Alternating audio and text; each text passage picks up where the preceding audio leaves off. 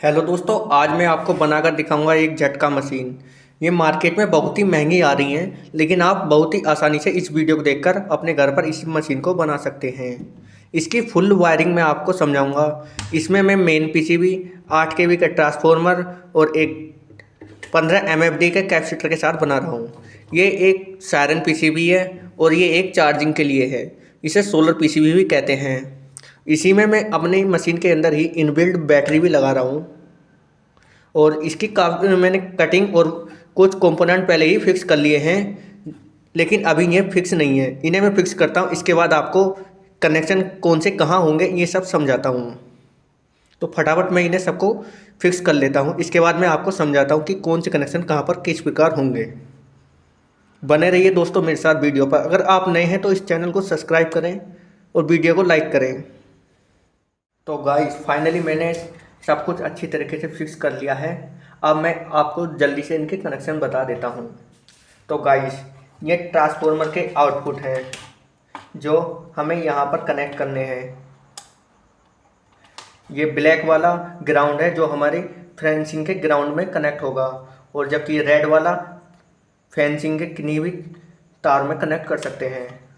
और ये है ट्रांसफार्मर के इनपुट जिन्हें हम यहाँ पर कनेक्ट करेंगे। ये पीसीबी मैंने अभी फिक्स नहीं की क्योंकि यहाँ पर हमें सोल्डरिंग करनी होगी।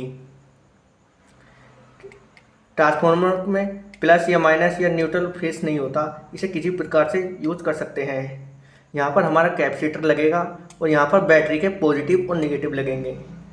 यहाँ पर हमारा हाई और लो पावर का स्विच कनेक्ट होगा जो मैंने यहाँ पर लगा रखा है। इसके कनेक्शन हम यहाँ पर करेंगे। सबसे पहले मैं ट्रांसफार्मर के कनेक्शन करने के बाद इस पीसीबी को फिक्स करता हूँ और उसके बाद बाकी कनेक्शन आपको बताता हूँ।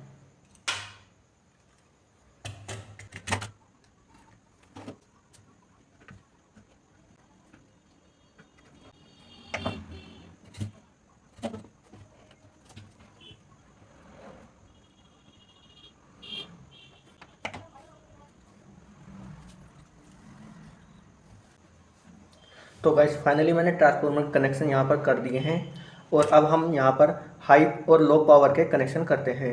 यहाँ पर एक स्विच जुड़ेगा जो मैंने यहाँ पर लगा रखा है, तो इसके कनेक्शन मैं कर लेता हूँ।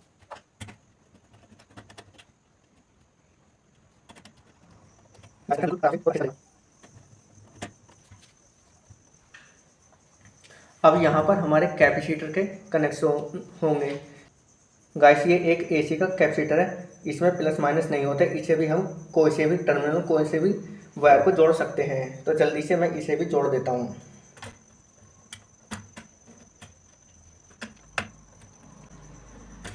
गाइस आपको कनेक्शन बहुत ही अच्छे से करने हैं, कोई सा भी वायर लूज ना हो।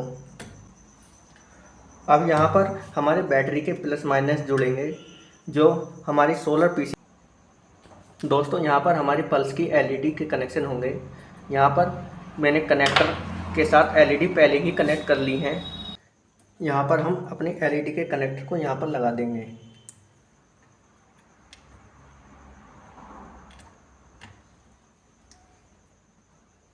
अब हमारे यहाँ के सभी कनेक्शन हो चुके हैं। यहाँ पर हमें पावर के कनेक्शन और देने हैं जो हम सोलर पीसीबी से देंगे।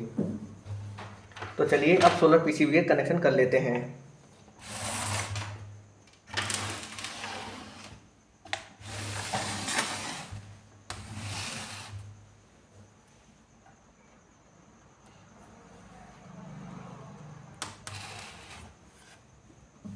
गाइस ये एक सोलर पीसीबी है। यहाँ पर हम इसे अपनी बैटरी को चार्ज करने के लिए इस्तेमाल कर सकते हैं। यहाँ पर हमारे सोलर पैनल के कनेक्शन होंगे। यहाँ पर हमें बैटरी के प्लस और माइनस कनेक्ट होंगे और यहाँ पर हमारे लोड के कनेक्शन होंगे। यहाँ पर हमारे लोड के कनेक्शन हम इस पीसीबी में करेंगे और इसके पॉजिटिव में हम अपने एक स्विच को कनेक्ट करेंगे जो हमारी मेन पीसीबी को ऑन ऑफ करेगा, जिससे हमारी फेंसिंग ऑन ऑफ हो सकती है। और ये ऑटो के कनेक्शन हैं जो मैं नहीं करूँगा। लेकिन यहाँ ऑटो के कनेक्शन में यहाँ पर एक स्विच कनेक्ट होगा जो दिन और रात के हिसाब से 12 और 24 घंटे के लिए होता है। ये करने ज़रूरी नहीं होते हैं। और यहाँ पर हम जब हमारी बैटरी डाउन हो जाती है तो एलईडी ऑन हो जाएगी, और ये हमारे सोलर की एलईडी के हैं जो हमारी बैटरी चार्ज होने पर ऑन होएगी। तो चलिए सबसे पहले हम एलईडी के कनेक्शन कर लेते हैं।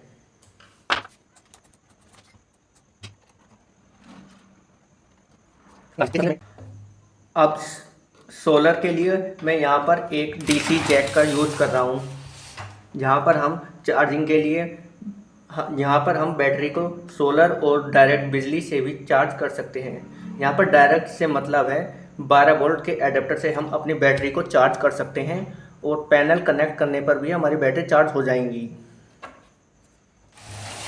तो चलिए इस सॉकेट के कनेक्शन कर लेते हैं।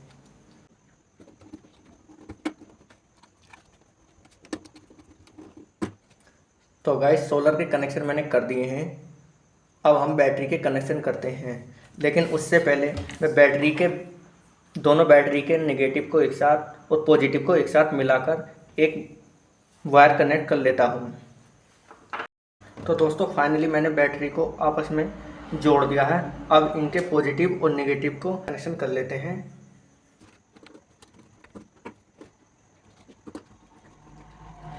अब हम मेन पीसीबी के और सोलर पीसीबी के कनेक्शन करते हैं।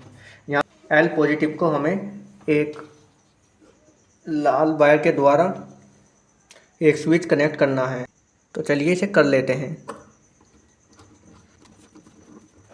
इस स्विच के दूसरे वायर को हमें मेन पीसीबी के बीन पॉजिटिव पर कनेक्ट करना है, और एल माइनस पर हम एक ब्लैक वायर कनेक्ट करेंगे जो हमारा ग्राउंड का होगा। गाइस सबसे पहले हम बैटरी के निगेटिव को, जो हमारे इस पीसीबी के एल निगेटिव से आया है, इसे मेन पीसीबी के बैटरी के निगेटिव पर कनेक्ट कर देंगे। अब जो हमारा स्विच से जो आया है वायर, उसे हम पीसीबी के पॉजिटिव पर कनेक्ट कर देंगे। तो गाइस फाइनली हमारे सभी कनेक्शन हो चुके हैं। अब हम अपने ट्रांसफार्मर के आउटपुट की वायरिंग कर लेते हैं।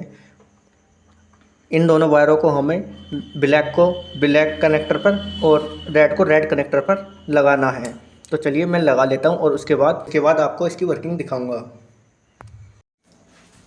तो दोस्तों फाइनली हमारी मशीन बन चुकी है, और ये देखने में कुछ ऐसी है। यहाँ पर ये मेन स्विच है और ये चार्जिंग का स्विच है। ये हमारा हाई और लो का स्विच है। यहाँ पर एलईडी है। यहाँ पर मैंने एक एलईडी फालतू लगाई थी, क्योंकि मैं इसमें सायरन पीसीबी जोड़ना चाहता था, लेकिन ये सायरन पीसीबी मैंने किसी कारणवश जोड़ी नहीं। मैं इसके कनेक्शन आपको बता देता हूँ। ये 2K पोटेंशियोमीटर का कनेक्शन यहाँ पर होंगे।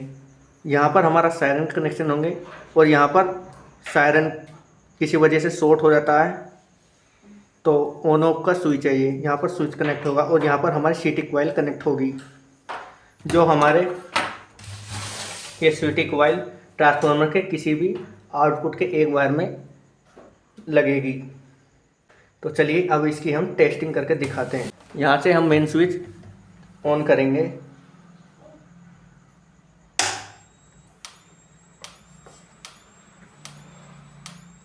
हमारी मशीन की कुछ इस प्रकार की आवाज़ है, और इसका स्पार्क देखते हैं।